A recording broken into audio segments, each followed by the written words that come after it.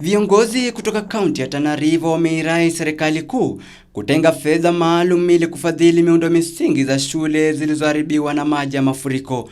Akizungumza katika shule ya msingi ya Makere kutoka eneo bunge la Galole, mbunge wa Galole Said Ribaya amesema itakuwa vigumu kutimiza wito wa rais wa kujenga shule zilizoharibiwa na mafuriko endapo hapatatengwa pesa za dharura mwaka wa kifedha unapoelekea ukingoni. Sisi tumeitikia mwito wa rais kama tulivyosema kwamba tujaribu rehabilitate these schools, lakini changamoto ambayo tuko nayo ni kwamba already tumefikia mwisho wa mwaka financial year.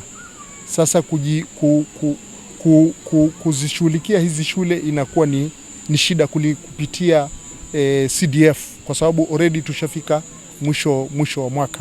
Aidha, wanaharakati katika kaunti hiyo wamerai mashirika yasiyokuwa ya kiserikali kujiongea katika kusaidia kaunti hiyo wakati huu wa mafuriko. Shirika ambayo yasiyo ya kiserikali yawe yataingilia katika hali ya kimsaada, manake tunavyoongea watu wako katika IDP, internally displaced persons, Makere, Chewani, Wachakone na vijiji vingine pia. Eneo bunge la Galole linahitaji takriban shilingi milioni 300 kujenga upya shule 6 zilizoathirika, huku zaidi ya wanafunzi 300 kufikia sasa wakiwa hawana mahali pa kuendeleza masomo yao.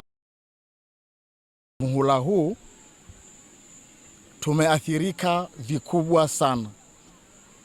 Darasa la chekechea mawili yameenda kwa mto, jiko la shule mzima limeenda kwa mto, na maofisi ya walimu na store ya vitabu, store ya chakula, yote vimeenda kwa mto, na huo mto unaendelea kusongea maeneo ya madarasa yale mengine.